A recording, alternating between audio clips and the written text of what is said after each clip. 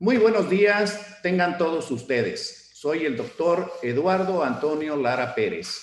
A nombre de la Academia Mexicana de Pediatría y Médicos Unidos, les damos la más cordial bienvenida este día jueves 4 de marzo del año 2021 en nuestra plática de café. El día de hoy vamos a presentar al doctor Reinaldo de Jesús Michel Aceves, que nos hablará acerca de las manifestaciones gastrointestinales del COVID-19.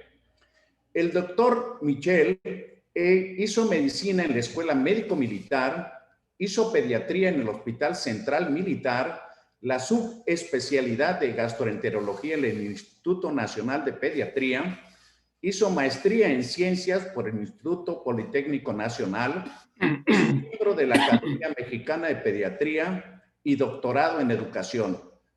Adelante, Reinaldo. Buenos días. Muy buenos días. Ah, caray, no se comparte la pantalla. Ya. Muy buenos días.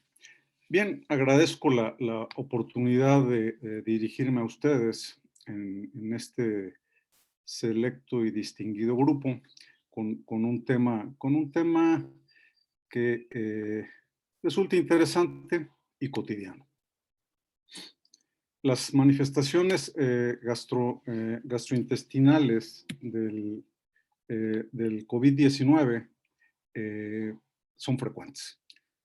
Trataré de describirles, trataré de platicarles algo de epidemiología, la fisiopatología, cómo afecta al sistema o al aparato digestivo, el diagnóstico diferencial, algo acerca del tratamiento y sobre todo las medidas preventivas. Como es bien sabido por todos, y no haré mucho énfasis en la apología, de que en noviembre de 2019 apareció como una neumonía con una cepa que ya nos hemos ido enterando, que seguramente empezó a mutar desde que inició el problema, pero hasta hace muy poco se le dio la difusión o la importancia que ha ido teniendo. Se decía que a los niños no los afectaba, pero por ahí se reportó en enero del 2020 al primer niño con COVID-19. Este coronavirus nuevo pertenece a una familia de 7, por lo menos 7 virus. Se denominó como SARS-CoV-2 y a la enfermedad que le acompaña es COVID-19. Y rápidamente se secuenció y sabemos que hay por ahí, por lo menos, tiene aproximadamente unas 4,000 bases, de las cuales las más importantes son estas 12 letras que cambiaron al mundo. Y aquí se aplica muy bien la frase de un premio Nobel de Medicina en 1974, que decía atinadamente que los virus son fragmentos de ácidos nucleicos envueltos en malas noticias. La cronología de cómo se fue dando es perfectamente conocida. Tardíamente se dijo que ya era una pandemia.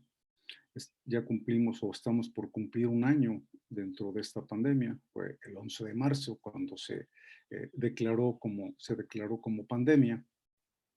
Y de ahí a que el primer caso llegara a México fue hace más de un año. Mes con mes ha ido creciendo esta pandemia. No hemos tenido ni una primera ola que no ha terminado de suceder. Nos ha dejado tristes recuerdos en todo el país y lamentables pérdidas, sobre todo de compañeros y colegas cercanos. Inicialmente fue pánico. Nos mintieron a lo mejor un poco con que el virus pesaba mucho y se caía y había que solo con la distancia. Tardíamente empezamos a recapacitar que era un problema respiratorio y que debía transmitirse por el aire. Tardíamente, como decía, llegaron los cubrebocas, el gel, etc. Lo que sabemos del cuadro clínico, sabemos que sí se disemina por aerosoles, que el tiempo de incubación después del contacto es variable entre 2 y hasta 27 días y el promedio es de 5. Y los síntomas prodrómicos son tos, fiebre, mialgias, fatiga, y los gastrointestinales importantes pueden ser diarrea, que puede preceder los síntomas respiratorios o aún ser la única manifestación de una COVID-19. Es muy importante interrogar sobre todos los síntomas. Si solo acudimos a fiebre, fatiga y anosmia, pues vamos a tener casi un 70% de posibilidades diagnósticas. Pero si incrementamos a algunos otros síntomas como la diarrea, la anorexia y el dolor abdominal, podríamos llegar prácticamente hasta más del 90 y tantos por ciento. A esta enfermedad la fuimos conociendo y la clasificamos inicialmente por etapas o por estadios, generalmente, y después llegamos a conocer el cuadro clínico y sabemos que más del 80% de los pacientes van a tener una enfermedad leve a moderada, desde asintomáticos, pero es importante desde la infección leve ya empiezan los síntomas gastrointestinales, como la diarrea, la náusea, el vómito y el dolor abdominal. En la infección grave no se diga, porque vamos a ver más adelante las razones por las cuales el aparato gastrointestinal está muy involucrado en este padecimiento. Inicialmente, como ya había comentado, se pensaba que los niños eran poco afectados y realmente la proporción de niños son poco afectados. Las razones por las cuales pudiera ser que esto sea una realidad, esta menor incidencia, salen poco, tienen una mejor respuesta inmune, generalmente están sanos. Se supone una inmadurez del sistema del sistema ACD2 y de la serin-proteasa. La protección que les puede conferir la vacuna de BCG, y un gran porcentaje de estos niños son asintomáticos. Los datos del CIPINA, que conseguí hasta el 31 de enero, solo consignaban menos de 500 defunciones en niños. Y eso, pues, ojalá sea cierto. Pero sí debemos considerar que los niños son facilitadores de la cadena de transmisión. Si ya puse anteriormente que salen poco, lo lógico es que se contagien en casa. Los adultos los contagiamos. Y considerando que un alto porcentaje son asintomáticos, pues cabe la posibilidad de que sean facilitadores de la transmisión, y eso es importante considerarlo en las políticas públicas, y si no, por lo menos nosotros proteger a nuestra población vulnerable. Es decir, los niños, los abuelitos que van a visitar a sus nietos, se contagian y después, pues, una serie de eventos desafortunados. La COVID-19 pasó de ser una simple gripita a ser una enfermedad multisistémica con afección neurológica, renal, gastrointestinal, tromboembolismos, afecta al corazón, al aparato endocrino, a la piel, etcétera. No hay parte del cuerpo que no esté afectada. Y la razón es porque en las células existen esos receptores de AC2 y de serin-proteasa, que son claves para que el SARS-CoV-2 ingrese al organismo. Y el aparato gastrointestinal está ricamente poblado desde el esófago, los colangiocitos, el hilo terminal y el colon. Son ricos en receptores de AC2 y de serin-proteasas. Hay una cosa importante que está todavía, no sabemos qué fue primero. Si primero fue una alteración de la microbiota intestinal o pulmonar, que provoca una respuesta inflamatoria, da una translocación bacteriana, una translocación viral, una disbiosis, y esto incrementa la permeabilidad intestinal, incrementa la inflamación y da origen a la ahora famosa tormenta de citocinas. Y la microbiota intestinal juega un papel muy importante en en la homeostasis de de la respuesta inflamatoria, puesto que los metabolitos de la microbiota pueden ser tanto proinflamatorios cuando se altera la microbiota intestinal y da origen a una respuesta hiperreactiva inmunológica. Cuando la microbiota intestinal está bien, produce eh, metabolitos que protegen la respuesta inflamatoria. ¿Por qué en el aparato gastrointestinal?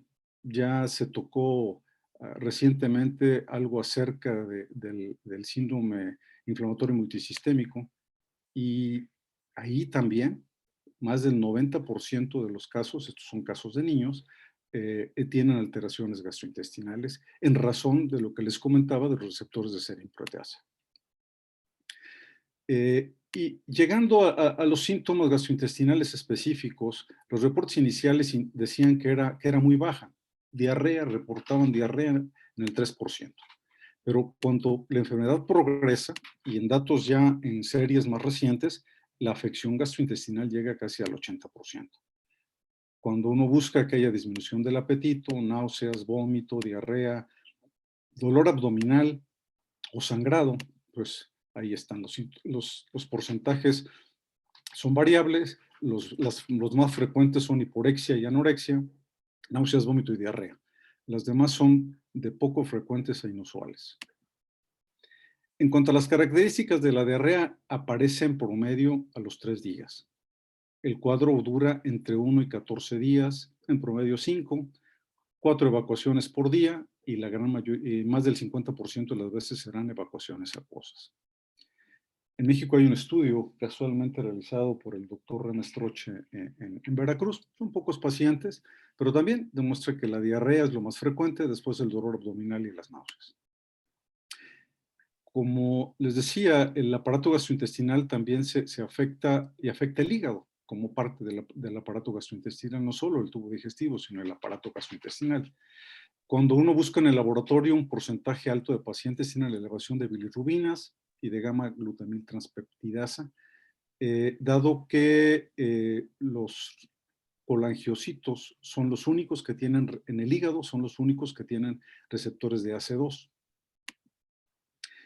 Pero las lesiones hepáticas se pueden explicar de diferentes maneras, ya sea por una respuesta inflamatoria inducida por la citotoxicidad viral o que el virus afecte los receptores AC2 y produzca un efecto citopático, que haya hipoxia por los cambios circulatorios, o bien el cóctel de medicamentos que utilizamos que son hepatotóxicos. Hay algunos casos reportados que inicialmente parecía que era una hepatitis aguda y resultó ser un COVID. El páncreas se afecta en razón directa de que las células pancreáticas tienen una elevada expresión de receptores AC2.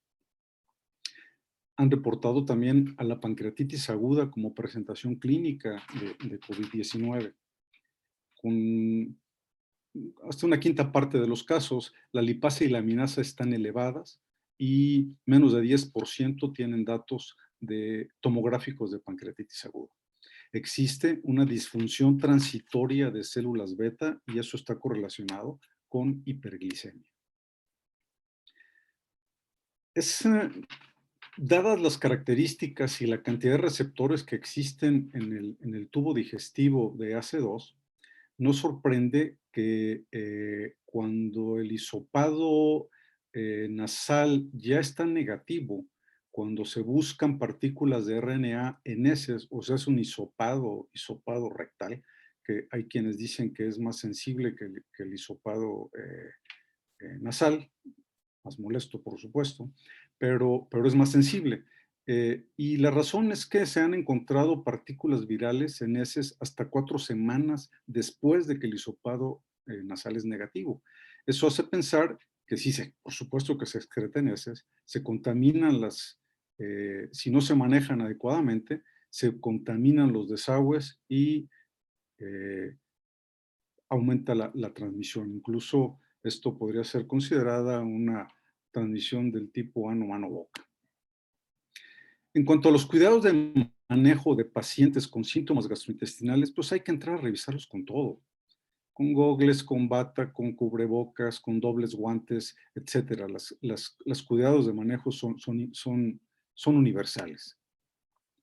El diagnóstico diferencial que nos decían que durante la época de influenza esto iba a ser un caos, afortunadamente no lo fue, y muy seguramente no fue tan importante debido al uso generalizado del cubreboca. Lo más importante dentro del diagnóstico diferencial entre COVID-19 y las influencias era que la influenza no tiene pérdida del sentido del gusto y del olfato y afortunadamente hay vacuna y tratamiento específico. Lo que no sucede con la COVID-19. La tasa de mortalidad de la COVID-19 globalmente es de menos del 4%, aunque en México ha llegado a ser hasta el borde del 10%. Decía que el cuadro clínico y la evolución son variables, es casi una lotería. Uno no puede saber si el paciente asintomático de información leve, en qué momento, a lo mejor lentamente va progresando hasta ser un hipóxico feliz y luego ya bote como una información grave. El tratamiento específico no existe. Hay más de 70, hay entre 70 y 200 fármacos que se están investigando. Cuando uno trata de buscar, tiene que llegar a una tormenta de ideas y casi es una ruleta rusa darles el tratamiento o buscar un tratamiento. Aunque cada quien seguramente tenemos alguna predilección y creemos que funciona. La vacunación está en curso y cada vez genera más polémicas. Estamos en una fase 4 acelerada, seguimos aprendiendo tanto de los efectos colaterales como de la protección, como que si la eficiencia que nos dicen, que nos la demuestran solo con el riesgo relativo y no nos hablan del riesgo absoluto. Y ya cuando vemos el número necesario para tratar, ya como que uno la piensa, pero pareciera ser que debe ser parte de la solución. Y esto de que hay que ponerse la que haya cuando haya, para nuestro país, desafortunadamente es una realidad. La cantidad de vacunas, pero bueno, aquí no hay que polemizar. Inicialmente, como comenté, nos dijeron que el virus pesaba mucho y que solo las distancias y etcétera, y con solo la distancia podríamos estar bien. Cuando ya nos dimos cuenta que el uso del cubrebocas era importante, cubrebocas para todos, ahora se dice que con las nuevas cepas habría que usar inclusive un doble cubreboca, etcétera. Pero voy a irme directo a este modelo de James Reason, que mejor conocido como el queso suizo, en que enfatizan que todo suma. Cada intervención es complementaria e incrementa las posibilidades de disminuir la cadena de transmisión. Y al final están las vacunas. Tanto la higiene de manos, más la distancia física, el uso de mascarillas, no tocarse la cara, son cosas que están en el ámbito de responsabilidades personales y otras responsabilidades compartidas. Bien, les he platicado de cómo afecta la COVID-19 el aparato digestivo y vamos a las medidas preventivas. Hasta las medidas preventivas, perdón. En conclusión, y les diría que para tener en cuenta, los síntomas gastrointestinales pueden preceder la sintomatología respiratoria, pueden aún ser la única manifestación de COVID-19. Es muy importante que mientras dure la pandemia, cuando haya diarrea, vómito o dolor abdominal, se debe incluir en el diagnóstico diferencial al SARS-CoV-2 y tener presente que el RNA persiste en las heces hasta por 4 semanas y tener cuidado en el manejo de las excretas. El COVID-19 pasó de ser una enfermedad solamente respiratoria a ser un padecimiento multisistémico que todavía está en busca de un tratamiento específico. Recordar que 8 de cada 10 enfermos presentan síntomas gastrointestinales. Los más frecuentes son diarrea, náuseas, vómito, dolor abdominal o molestia, anorexia, anosmia y disgeusia, que hay quienes lo toman esto como una manifestación neurológica, y finalmente una diarrea sanguinolenta. Hasta casi el 80% tienen elevación de transaminasas o elevación de bilirrubinas o alguna alteración en el tiempo de protrombina y aumento de glutamiltranspeptidas. Un porcentaje hasta 16%, más o menos una quinta parte de los pacientes presentan alguna alteración pancreática con hiperglicemia transitoria entre ellos. Recordar también que el SARS-CoV-2 tiene efectos a largo plazo, de todo tipo, y como afecta todo el aparato, toda la economía, todo el cuerpo, en diferentes proporciones va dejando alteraciones crónicas. Y esto, como decía Yogi Berra, no se acaba hasta que se acaba. No todo es malo. El SARS-CoV-2 nos obligó a vaciar auditorios, a llenar pantallas, a tener cursos masivos, ha empujado a la ciencia a compartir, a buscar medicamentos, inclusive a probar de manera urgente el uso de vacunas, y ha convertido al planeta en un gran laboratorio y a nosotros en conejillos de Indias. Pero es muy importante todavía, a pesar de la vacunación, hay que vencer la falta de empatía, la educación. Y si queremos cosas diferentes, pues no hay que hacer siempre lo mismo, hay que cambiar. Si queremos darle jaque mate al SARS-CoV-2, debemos guardar todas las precauciones, vacunarnos en cuanto haya posible y, por favor, no hay que bajar la guardia. Muchas gracias. Muchas gracias, doctor Michel. Pues creo que nos llevaste de una manera muy agradable y muy clara en lo que ha sucedido, no solamente desde el punto de vista del conocimiento médico, sino las repercusiones que ha tenido desde el punto de vista social, incluyendo incluso las de toma de decisiones y las equivocaciones también por las que hemos tenido que pasar. Y tal pareciera, al menos en mi concepto, en mi opinión, que ahora pues todo el paciente que llega tiene COVID hasta que no demostremos lo contrario.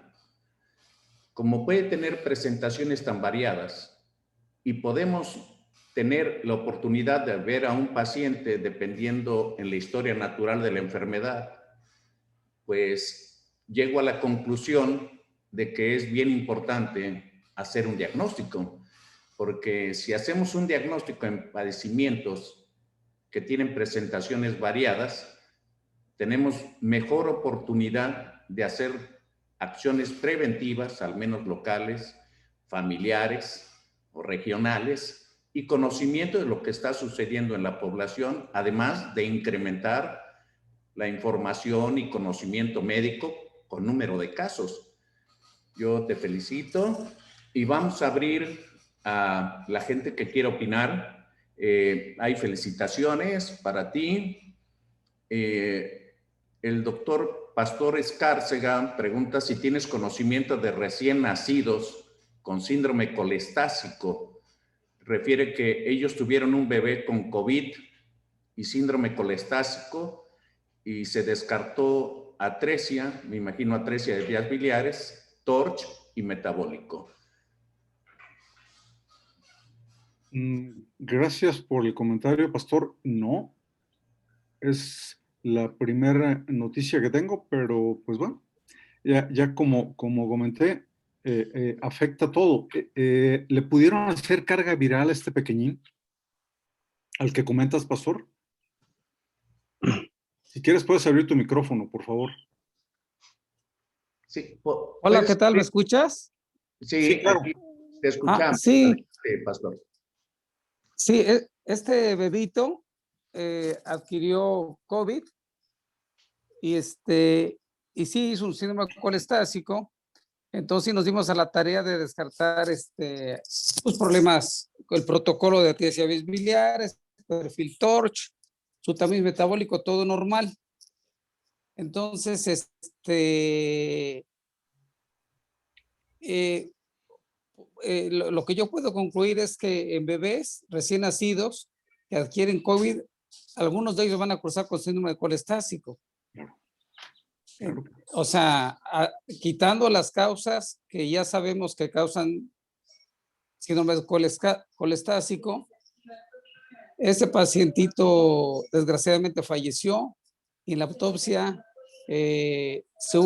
corroboramos que tenía permeabilidad de la vía biliar y todo nos ha salido negativo. El único detonante pues es que cursó con COVID, ¿no? Ya bien demostrado con PCR, anticuerpos, etcétera. Pero igual no me he dado la tarea de revisar en la literatura. La carga viral. A ver, Pastor, ¿Perdón? para entender claramente, tú nos estás hablando de una infección vertical. O sea, la madre No, tuvo no, COVID, lo transmitió al bebé y el bebé nace con un supuesto síndrome TORCH en el que investigando descartan causas y llegan a la conclusión que este paciente pues tuvo un síndrome colestásico por COVID. ¿Eso es lo que nos quieres sí, dar a entender? sí, exacto. Bueno, pues Yo yo te creo invito que a que lo Hay que publiques. publicarlo, claro. Si Por sí, supuesto. lo tienes completo, debes de Publicable. publicarlo. Está aquí sí, presente en la sala el doctor Ulises Reyes. Yo creo que él fácilmente te da las facilidades para publicarlo en la Revista Mexicana de Atención Primaria. Pero es un caso buenísimo. sí. Es un caso, considero yo que está completo, porque son pocos los casos que terminan en una autopsia. Entonces, sí, sí lo estoy armando, pero quería saber si ahorita con la ponencia, que ella revisó la literatura y tener un caso similar para juntarlo, ¿me explico? Para complementarlo, pero sí, estamos trabajando en el caso, ¿eh? Pues tienes un caso muy bueno. Quiere la palabra el doctor Jorge Chuk. Adelante, Jorge. Bien, pues felicidades, Reinaldo. También considero que fue muy buena la revisión que has hecho sobre el tema. Bueno, yo he tenido 2 niños que han llegado con vómito y diarrea exclusivamente. Y como a todos los pacientes que veo, pregunto si han tenido contacto de alguna forma con algún paciente con COVID. Y en este caso dijeron que sí, entonces les mandé a hacer la prueba y los 2 niños salieron positivos. O sea, he tenido alrededor de 14, 15 niños que han sido COVID positivos. Pero ahí en ese caso, la única sintomatología que presentaban estos niños y fue el motivo de la consulta fue precisamente porque fueron con diarrea y vómito, ¿no? Aquí la pregunta sería, ¿qué es lo que nos hace desde el punto de vista gastroenterológico que nos haga pensar en que un niño puede tener COVID nada más así por ese hecho? Porque con frecuencia recibimos en la consulta niños que vienen o ya sea por diarrea, vómito o vómito y diarrea, sin ningún otro síntoma. No, realmente, como bien atinadamente dijo el doctor Lara, todos hay que considerarlos como COVID. No hay manera clínica de saber. Es como por aquí preguntaba el doctor Ulises que si el coprológico pudiera ayudar. Pues considerando que es un virus, no. Daría las mismas alteraciones que podríamos encontrar en una diarrea viral y no hace diagnóstico diferencial. Entonces sí hay que sospecharlo y hay que hacer PCR. No hay Muchas otro gracias. El doctor Ulises Reyes quiere hacer uso de la palabra también. Adelante, Ulises. Enciende tu micrófono, lo tienes apagado. Sí, perdón, pero es importante esto que voy a comentar. Sí, es muy, muy interesante lo que usted comenta, pero por eso es importante realizar estudios de investigación. Miren, no es por presumirles nada, nosotros hicimos 800 coprológicos cuando empezamos a estudiar niños con rotavirus y encontramos dos datos muy interesantes que no están publicados. Por ejemplo, que el pH, bueno, el pH sí es alimentado con la madre, el pH es ácido, doctora Reinaldo. Sin embargo, encontramos que las grasas en heces aparecían en el segundo día de la evolución de los niños con rotavirus. Cuando no tenemos a la mano, por ejemplo, PCR en látex para realizar el diagnóstico, esto lo teníamos en 8 minutos. En 8 minutos el laboratorio nos estaba reportando grasas y cuando hicimos una correlación, esto está publicado, cuando hicimos una correlación con lo que es específicamente la prueba en látex para rotavirus, era una correlación arriba de un 90%. Yo lo digo porque nosotros estamos en un nivel de atención primaria allá en las comunidades. Estábamos en su momento, pero esto era muy interesante. Ahorita usted habló de algo que me llama muchísimo la atención, los receptores ACE2 que están sobre todo en los hepatocitos. Y estoy hablando de esa alteración que en esas grasas aparecen porque ese círculo enterohepático se veía alterado. Por eso es muy importante en esto, mire. Creo que aquí lo interesante que habla usted de los cuadros gastroenterales es que tenemos que estar muy truchas cuando presentamos hace poquito los síndromes multisistémicos inflamatorios. Esto es parte del cuadro inicial. Nos preocuparíamos que este cuadro inicial estuviera acompañado de fiebre. El criterio es 72 horas, ahora siento que la OMS lo bajó a 48 o a 24 horas. Es fiebre, más vómito y diarrea, cuidado. Tenemos que estar muy pegados con ese paciente, por lo menos para ver que no desencadene. Y claro, tiene que ver la edad en esto, ¿no? Yo los felicito, pero sí es importante, doctor Pastor, que se presenten todas estas experiencias, porque ahí aprendemos todos. La única serie mexicana de rotavirus en el recién nacido, y muchos me van a decir, oye, pues ¿de dónde lo sacaste? Bueno, lo corroboramos. Los cuadros en el recién nacido son atípicos, no son los clásicos vómito y después diarrea en el niño, en el lactante. Aquí encontramos distensión abdominal. Otros datos también que los publicamos en su momento. Los felicito a ambos. Esto enriquece prácticamente nuestro quehacer médico. Gracias. Gracias por tu comentario, Ulises. ¿Quiere una réplica el doctor Pastor? A ver, adelante, doctor Pastor. ¿Me permites tantito, Pastor? A ver, sí, claro. Los colangiocitos no tienen receptores AC2. Los hepatocitos no tienen receptores AC2. En el hígado, los únicos que tienen receptores AC2 son los colangiocitos. Bien, entonces eso explicaría prácticamente la aparición de grasas en heces. No necesariamente, no necesariamente. Esto sería por una destrucción pasajera de estos. Probablemente la afección pancreática tenga más que ver. Okay. Y eso habría que revisarlo, no está publicado. Y ya le anoté ahí en el chat que 95% de las referencias que están anotadas en la charla se refieren a niños. Muy bien, muchas gracias. Doctor Pastor, su derecho de réplica, adelante.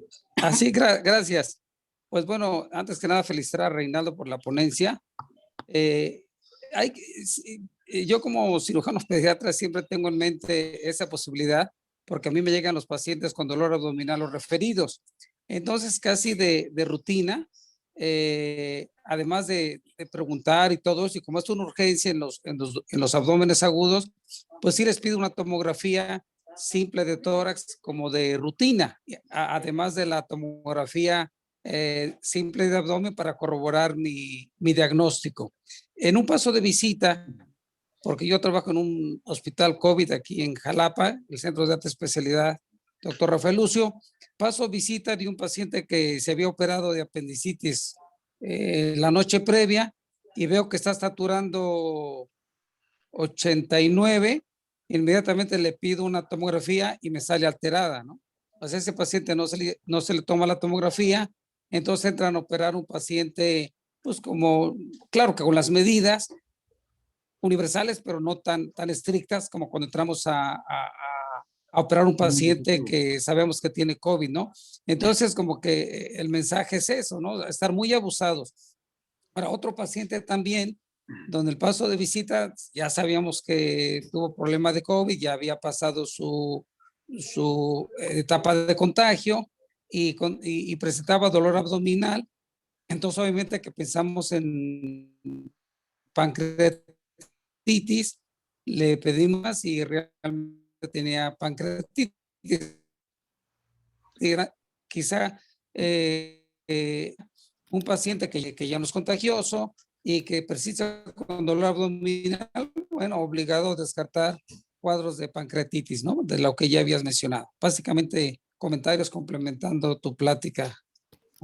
Muchas gracias, doctor Pastor Escárcega. Pues sus comentarios ameritan una revisión, porque los pacientes que se hospitalizan por causa no COVID, primero se tiene que descartar que no la tengan. Entonces ahí a lo mejor es un defecto de procedimiento, pero teniendo tantos casos, pues yo le invito a que participe con Médicos Unidos, que se nos una, porque son muchos casos que valen la pena revisar. Y lo invito a que publique el trabajo, póngase en contacto con el doctor Ulises Reyes para que se publique su trabajo. Hay muchos comentarios y muchas felicitaciones, Reinaldo, para ti. Hablan de el doctor Matías Soria, ¿qué edad tenía en el momento de la infección? Me imagino que el caso del doctor Escárcega. Si las referencias son pediátricas, te preguntan, Reinaldo. Sí, 90-95%. Eso es. Y Ulises Reyes recalca de experiencia mexicana. O sea, yo creo que es un tema fascinante el que se hable de COVID en niños, porque hay muy poca información. Yo felicito a Reinaldo realmente este trabajo que lo hizo tan sencillo de explicar qué ha pasado en el COVID y 90% de referencias pediátricas, pues la verdad que es un trabajal porque es muy difícil encontrar referencias pediátricas. Casi no se están estudiando a nivel mundial, ya no digamos en México. Pero si en México están apareciendo casos de manera aislada, como el de Pastor Escárcega, pues yo le invito a que nos lo haga saber, que las publique, que lo haga público, y seguramente que eso va a alimentar el conocimiento de la percepción que tenemos de un padecimiento en el cual todavía estamos aprendiendo. ¿No, Reinaldo? Totalmente de acuerdo, sí, seguimos aprendiendo, aprendemos sobre la marcha. Sí, pero yo creo que el mensaje es más que claro. Estamos en una pandemia y los pacientes que tengamos, primero tenemos que preguntarnos, ¿tendrá COVID? Y ante cualquier remedio, pues tenemos la obligación moral y científica de descartarlo. Si no, pues vamos a seguir haciendo medicina practicona, sin justificar nuestros diagnósticos, sino perdemos la oportunidad de conocer más de la enfermedad y actuar en consecuencia desde el punto de vista preventivo, con el entorno, etcétera. No sé, es un tema pues que tiene muchas reflexiones, que tiene mucho por opinar. Yo quisiera ver si alguien más quiere hacer uso de la palabra, si no para... José Luis, ¿tú quieres opinar? Buen día. Sí, claro. Adelante. Ok, gracias. No, pues felicidades, Reinaldo. La verdad que estuvo muy, dice Eduardo, ¿verdad? Los llevaste de la mano. Estos receptores bueno, hay que volver a leer, ¿no? Mucho a ver dónde están, porque son la clave, ¿no? En este problema del COVID. A mí me sigue inquietando mucho la microbiota y el llamado, la disbiosis, ¿no? Bueno, de lo que nos comentaste y de lo que hemos leído, parece que también es una clave, ¿no? En que en este caso los niños o los adultos tengan un problema más severo de esta infección. cuando está alterada la microbiota, ¿no? Que hay una disbiosis. Pero nosotros como pediatras, digo, porque a mí me inquietó mucho la serie de casos que nos presentó la neumóloga, la doctora neumóloga de allá de Tijuana, en su hospital en Tijuana, donde todos los niños que tenían en su serie, todos tenían síntomas gastrointestinales, todos, el 100%, ¿no? Uno u otro, ¿verdad? O varios. Y entonces quiere decir que estos signos o síntomas gastrointestinales, que todavía no se les está dando la gran importancia que tienen en la sintomatología clínica de esta enfermedad, porque siempre nos vamos hacia el aparato respiratorio y algunos otros signos muy, pues, por así decirlo, suavecitos gastrointestinales, como la pérdida del gusto y algo del olfato. Pero me impresionó que muchos de las series, más de la mitad de los pacientes pediátricos tienen signos o síntomas gastrointestinales. Y esto que nos presentaste el día de hoy, bueno, es una alerta, ¿verdad? Para buscar cuando hay síntomas gastrointestinales. En este momento, pues hay que pensarlo, ¿no? Hay que abrir nuestra mente para pensar en eso. Pero siempre me ha inquietado a mí, ¿cómo puedo yo hacer el diagnóstico de una disbiosis? Esa es una pregunta muy interesante. No, la alteración, la disbiosis realmente se puede considerar como un desequilibrio de la microbiota intestinal. Y simplemente al haber diarrea significa que la microbiota está alterada. El diagnóstico de disbiosis como tal, desde el punto de vista clínico o del laboratorio, de un laboratorio práctico, pues, es muy complicado.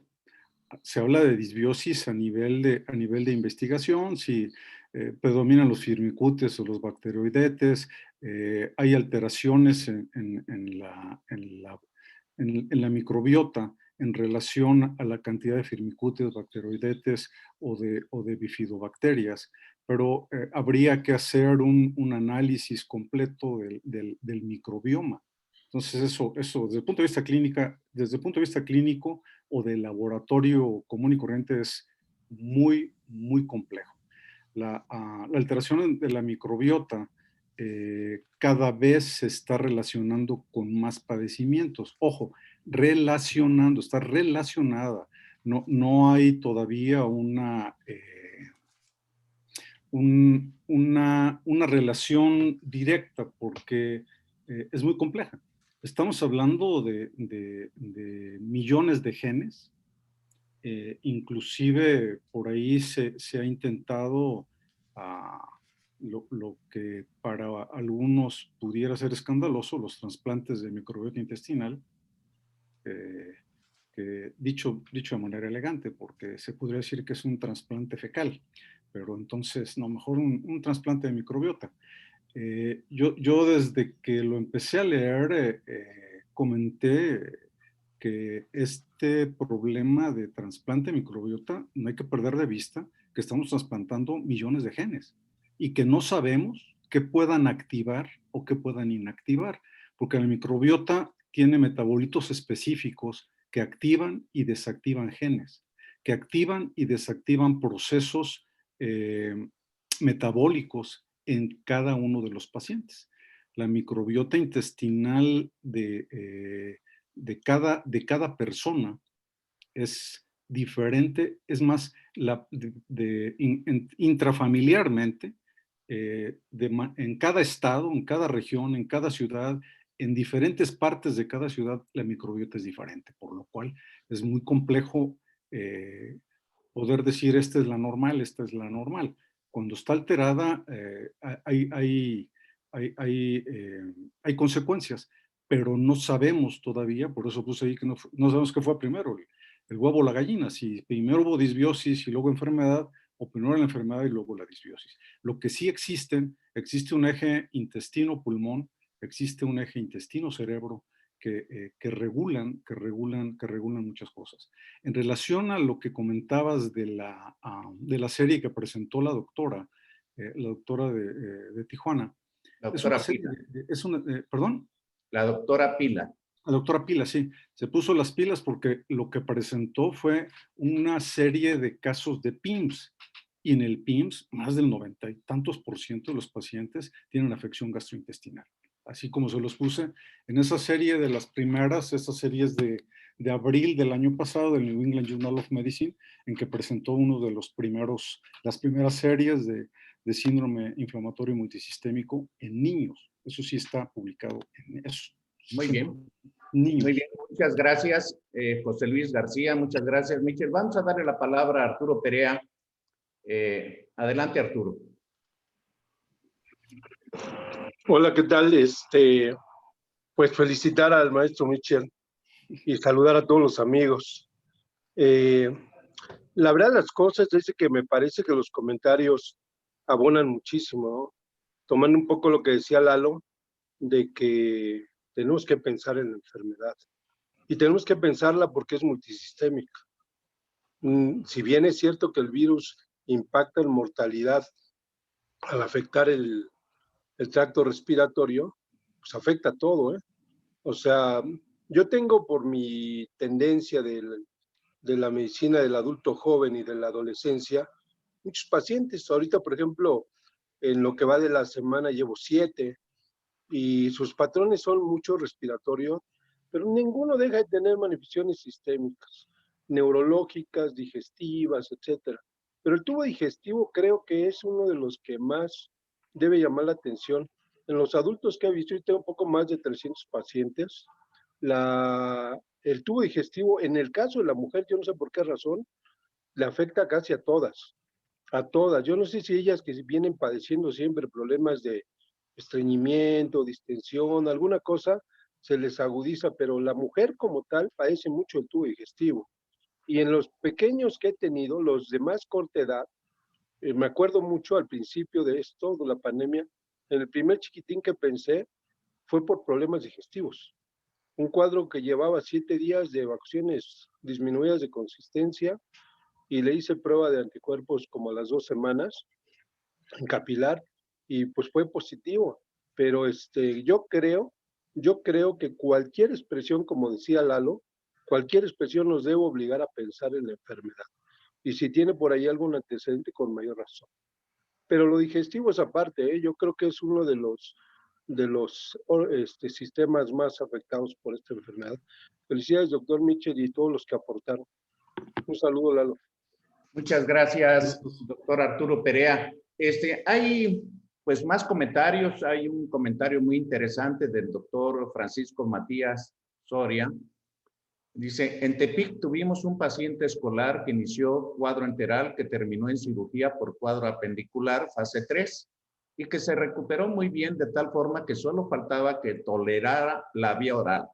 Para egresar y le preguntan qué tal la comida y que por qué no la come. Dice, al egresar dice que no le sabe, que no tiene sabor y nos dimos cuenta que era un COVID. No sé, ¿qué puedes comentar, Michel, de eso? La disgeusia y la anosmia son síntomas muy, muy frecuentes. Y desafortunadamente tardan meses en regresar y a veces no regresan, no retorna al 100% tanto el gusto como el olfato. Sí, es muy importante considerar, como les ponía por ahí, cuando uno empieza a interrogar, la clínica es clave. Cuando uno empieza a interrogar síntomas, es la anosmia, la disgeusia, son datos muy sencillos y muy significativos. Muchas gracias, Matías Soria, muchas gracias, Reinaldo. Creo que no hemos entendido todavía que cualquier paciente, y más el que se va a ser hospitalizado o se le va a efectuar un procedimiento quirúrgico, tanto es importante para él como para el grupo médico hacerle una prueba de COVID. Entonces, a mí me llama la atención que después de tenerlo internado, hacerle un procedimiento quirúrgico, se den cuenta que era COVID. O sea, como que está un poco al revés. La situación es una invitación para la reflexión. Por ahí mencionan también de un paciente pediátrico que fue llevado por diarrea. Quiero comentar que la diarrea no la toman como un padecimiento grave. La mayoría de las poblaciones dice, ¿qué pasó? No, tengo un poco de diarrea, pero normal.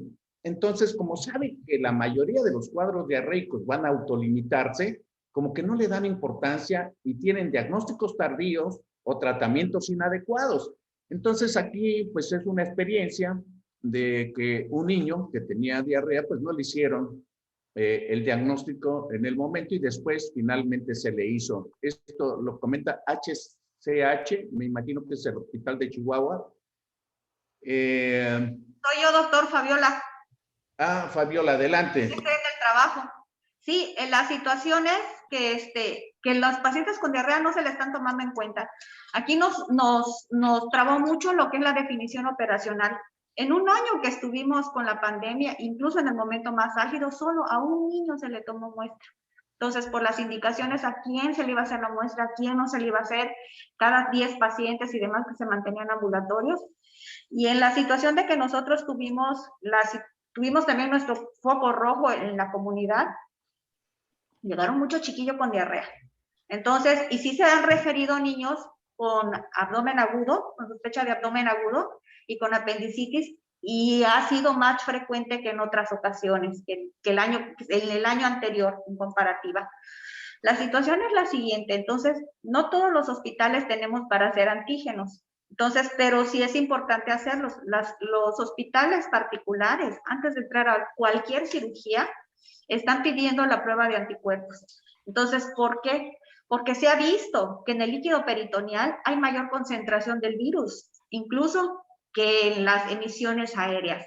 Entonces, también eso es importante en el caso de los que estamos entrando a cesáreas, sobre todo por el líquido peritoneal de la mama. Muchas gracias. Nada más aclaro que es la prueba de PCR. PCR, perdón. De actividad, no de antígenos. Si se fijan ustedes, creo que van saliendo casos que ahora quedan en evidencia aquí con un video, pero que, pues, ¿cuántos de nosotros no platicamos? Yo tuve un paciente así y yo tuve un paciente acá, y ahí se queda, pues, nada más en la anécdota. Es una invitación para que publiquen esas experiencias.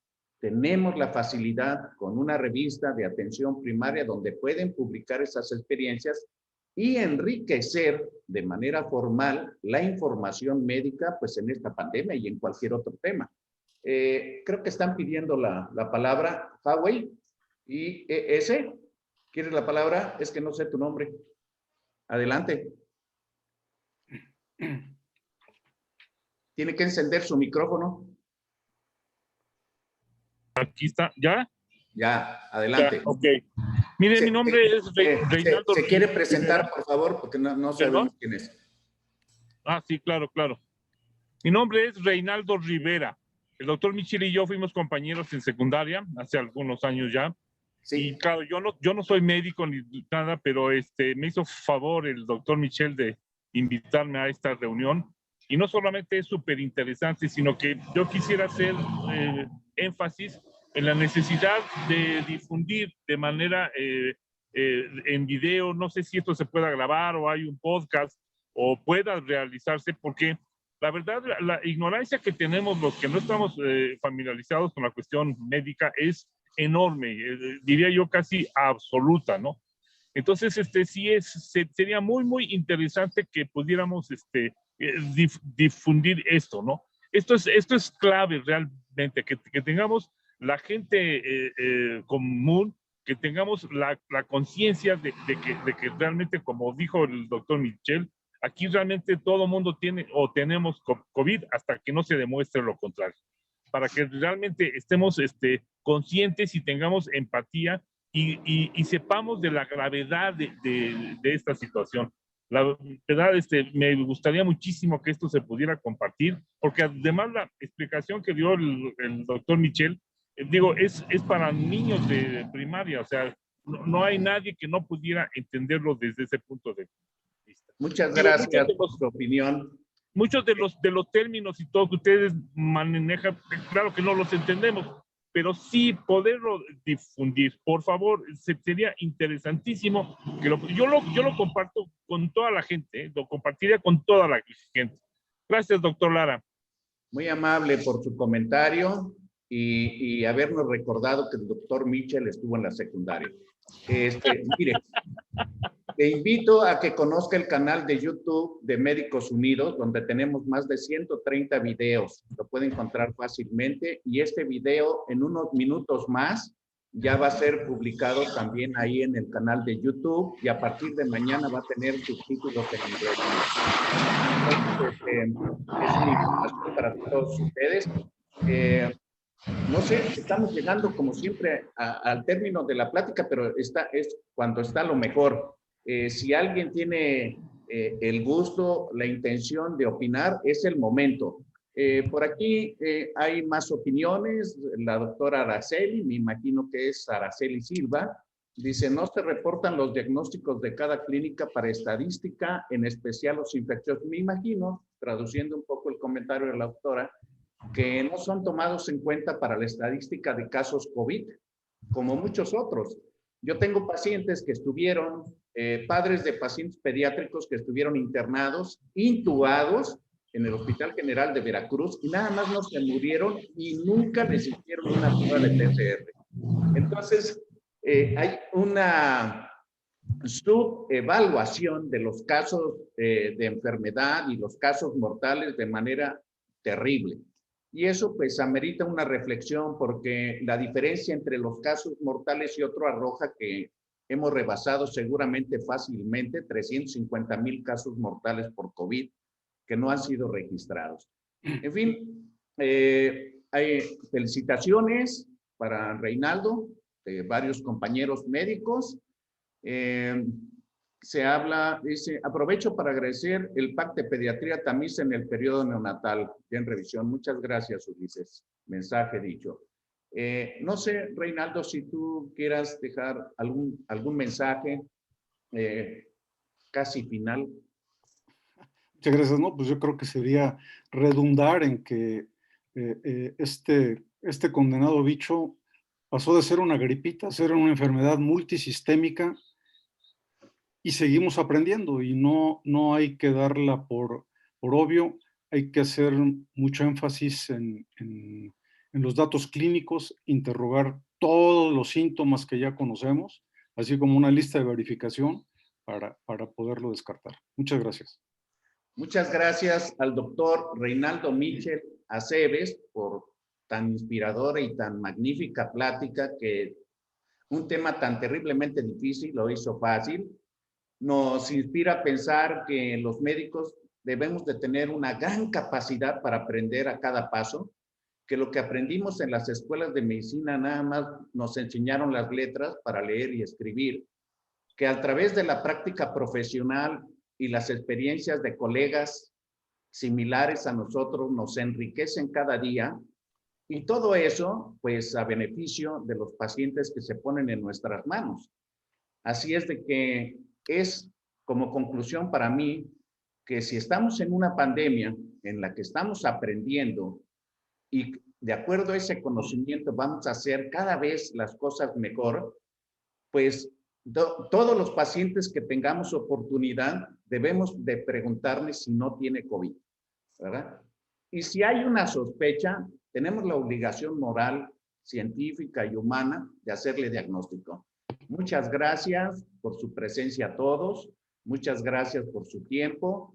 En unos minutos más este video estará en el canal de YouTube de Médicos Unidos, a la cual los invitamos a ingresar y los invitamos para la próxima, que será el día de mañana en nuestra 9ª videoconferencia del año 2021. Muchas gracias y hasta pronto.